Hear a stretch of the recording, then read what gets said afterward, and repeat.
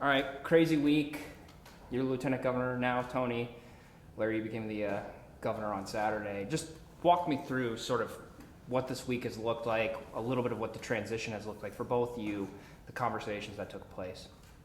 Well, it's really been, quite an affair, and it was kind of a relief because we had a moving target prior with waiting for the Senate confirmation hearings.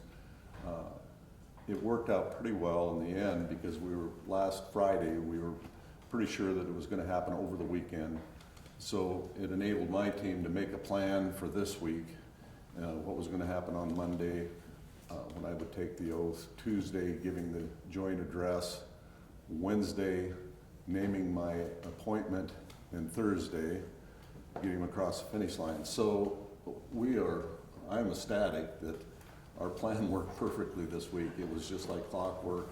We had a few bumps in the road that Matt Michaels and others were able to help us overcome just with the process, so we could honor the process and honor the wishes of the Senate who wanted a committee hearing. Still able to do that, get it across the finish line, didn't have to suspend the rules, and so it's been a great week. Yeah. You had said during the announcement yesterday that you were offered the job Monday, correct? That's right. Can you share any insight on when the first conversations happened? I imagine you guys talked before you offered the job, and how many of those conversations took place, and what can you tell us about that? Can we take that? Sure. Well, I was just thinking, I was actually up late one night reading, and I had the TV on, and I saw the news break that Christie was going to be appointed to the Homeland Security Secretary.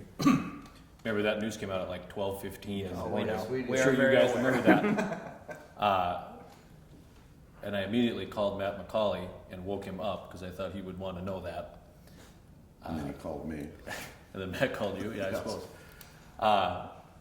And that was really all I thought about it for. Of course, I was aware that what the dominoes were going to be with Christie, assuming she was confirmed and so forth. And I think the first inkling I had that I was being considered was probably a month or 6 weeks ago when I was reached out to see if I would be interested in having the conversation, which I was. And one thing after another. But to me, it really was never real until this week. And I'm an old staffer, and so I'm always thinking of all the different things that can go wrong. And, what if Christie's confirmation falls through, or what if this, or what? I mean, there are a lot of things that could have gone differently. But as the governor said, this one about, her confirmation was about as smooth as it could be, maybe a little delayed, but not bad. And he moved in, and this announcement was made and culminated today. And the unanimous vote was I couldn't believe that. That meant a lot to me. Yeah, I thought the vote today was, it just made me very relieved because it's been such a great week, and that was kind of the cherry on top, to have that kind of universal support in both chambers. And of course, the send-off I got in the Senate last Friday, it was just kind of the perfect culmination in this long process of trying to figure out how to work our way, navigate through a very tricky transition. It seemed very smooth from the outside. Was it? And you seem pretty even keeled all the time, like you never too high, never too low. Was there moments, maybe even going back before early November when Christie was first named, but given her national profile and potential for VP, I think was real at one point. You're probably somewhat aware of this possibility quite a ways back, and tell us about the emotions as Christie's profile started to rise and that became a real possibility. Yeah, it's been an interesting couple of years because obviously with her working so closely with Trump and her relationship, I got a call from a couple friends and over a year ago, and we met and had a long conversation, and that conversation was, the theme of that conversation basically was, let's be prepared to prepare. And so we'd already had conversations on the outskirts, just thinking what needed to happen if something like this did occur. And so it was a good process for me because I had a lot of good people, several very good people behind me that were helping point me in the right direction, and then internally, people already in our staff that Mackenzie, who's now my chief of staff, I can call her out because she was the one that was threading the needle, and especially, when Christie was still our governor, and we wanted to make sure that we honored that. And so trying to, to keep that clear in our minds and still having to think about preparations for her resignation. It was a good process, but it wasn't an easy one. That trying to stay loyal to her and honor her position as governor. She was. Did you have to act as governor more so, just given to her leaving the state, traveling a lot, campaigning? Were you more prepared for this than maybe previous lieutenant governors may have been, just given all of that dynamics? I think maybe not because that she granted powers to me. She didn't, and that was fine because we had great staff and there was great communication. That's one of the big differences now than it was even 20 years ago.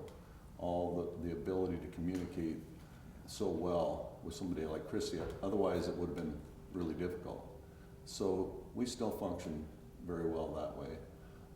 But it did make me more mindful and purposeful in trying to prepare for what we thought might be the outcome. Looking at this legislative session, I think on, was that Tuesday when you gave the address, you talked a little bit about things you wanted to do different, things you wanted to keep the same, priorities relatively the same. Are there any major legislative priorities, especially now that you've got your LT set in the Senate, that you're thinking you want to really pursue that maybe the governor wasn't going to go after, or maybe that you want to double down on? What comes to mind in that field? Well, the first thing at the top of mind always is the budget. That's the biggest priority, is getting the budget across the finish line. Beyond that, the few that I named, I think we are this close on the prison, getting that fully funded, and we're on the last step of that. And I have talked about that many times in the last year because it's pretty incredible that we've had the opportunity as a state to put the kind of money we have. We had the opportunity in the last 3 years with a lot of one-time money, and we had the foresight, the legislator had the foresight to put that in an incarceration trust fund. And so we are this close. I think we have something over 600 million in that account. This is the last step to fully fund that. By doing so, we will save the taxpayers of this state over $600 million in fees and interest. That's pretty incredible. And to get to this point, and I know there's some concerns that have been brought up, and we have a new class of legislators, so that is a high priority for me, I think, obviously. Beyond that, we have the ESA bill that's kind of in trouble right now, but there's still some conversation about the possibility of the Senate bringing a similar bill, and so those conversations are ongoing. On the ESA thing, given the budget circumstances right now, is there less motivation, desire, or pressure to carry the water on the smoke out or whatever is going to happen with the revival of ESAs? Maybe wait till next year? I mean, how does the budget situation affect your approach on how aggressive you are on those things? Well, the budget situation, the ESA bill is in our budget. It's a $4 million price tag, and it is in the budget. The competing bill, I think, is 140 million. That's a problem. And sometimes I think even individuals let the good be the enemy of the perfect. So that's where we're at. Yeah. With the prison, going back to what you said earlier, obviously it sounds like, and I don't want to put words in your mouth, you're pretty set on the location. Is that maybe correct to say at this point, or do you think that there's any chance or situation in which maybe there's another open conversation about putting it somewhere else other than Lincoln County? Putting what? The prison somewhere other than Lincoln County. Have you guys? Well, you know, we are moving forward with legislation that was passed last year and the year before, and they're doing site preparation. And we have already started construction, basically. And it would cost tens of millions of dollars now that we would forfeit if we started over. And the cost will be way greater than that. So we have done our homework. We've moved it to this point. We were ready to start. We're already started on site preparation, and we've already made a substantial investment that we would forfeit. Can I add one thing on that? Please. You know,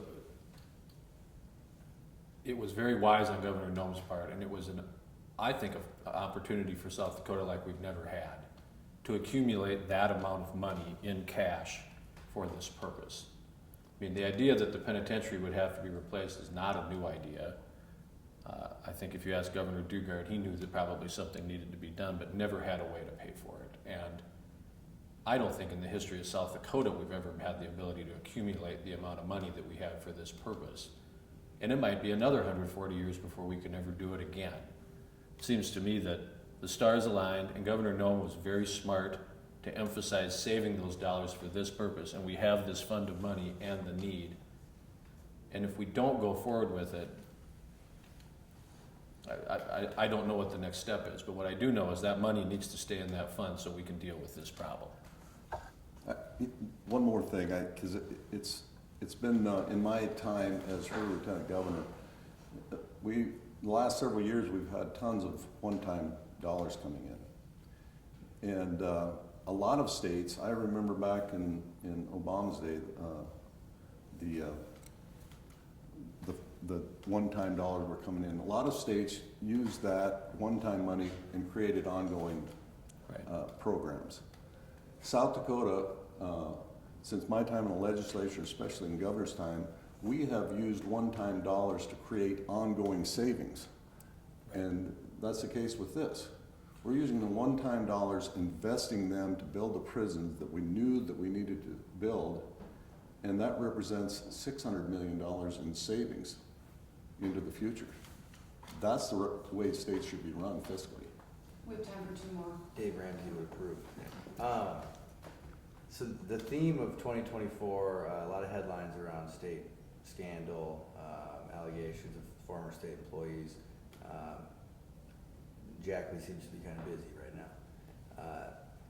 How important is it to you to see some changes, some reforms? Are you satisfied, or maybe you're satisfied with some of the orders that Governor Noem put in before she left? Well, I'll start by saying we will always strive to do better. And that's one of my pillars is openness and responsiveness and accountability. But it's important to remember that it was the executive branch that caught these and sent them to the AG. And since then, we're working on the Bison project, internal controls. We will get better at being able to uncover these scandals. But I think I've already had conversations with Marty the day before yesterday. I had a conversation with the AG, and we both committed to each other that we would keep a very open line of communication. We'd work together to help make sure that we can avoid all of them. As much as we can, we will. Last question. It would be more worrisome if we were never finding anyone. Because in an organization of 14,000 people, you're going to have a bad apple. All right. Your predecessor very much wanted to continue to have fireworks at Mount Rushmore on the 4th of July celebration. Is that something that you intend to pursue or to try and do again this year, especially with a president in the White House who's more receptive to that? Maybe what does it look like to try and do that, if so? I would say absolutely. I think we're going to make it happen. Well, since that was a softball question, can I ask one more? I was giving that's a layup. I was like, that's an easy turn. I'll allow it. Don't worry, it'll also be a softball, so together it's one question, half and half. You're like we've had good governors, everyman governors, I think. real South Dakotans, right? But I think you're a salt of the earth guy, West River rancher, and you're also, you seem to be strong as an ox. And I've heard stories about you sort of exerting that with maybe somebody like Jim Terwilliger. Have you arm wrestled him, and can you tell us a little bit about that? Well, I'll take on all comers. And I have arm wrestled Jim. Well, tell me about how that came to be. Well, you can ask Jim how it turned out. Did you win? Well, I won. All right. I kind of think I Thank you, did. guys. Thanks, guys. Thank you.